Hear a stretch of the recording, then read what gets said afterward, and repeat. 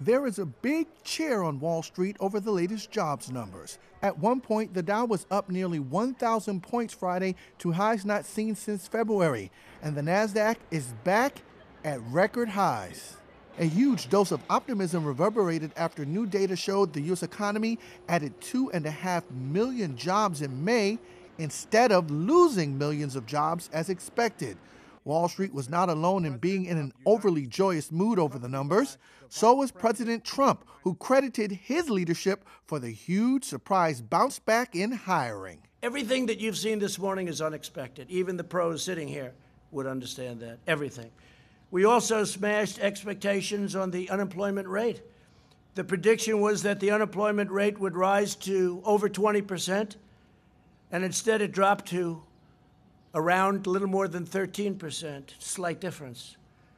And this time, the greatest comeback in American history. Today is probably, if you think of it, the greatest comeback in American history. But it's not going to stop here. It's going to keep going. The economy appears to now be in the throes of a solid rebound after cities reopened from the near 3-month shutdown due to health concerns. Trump likened the economy to a patient who recovers quickly from an operation because he or she was healthy before getting sick.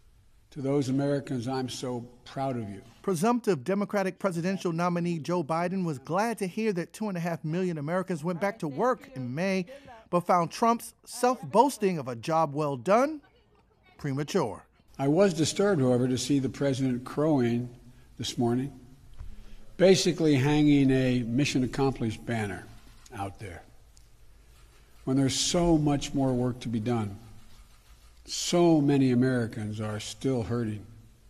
More than 20 million Americans, 1 out of every 7 U.S. workers, is still out of work.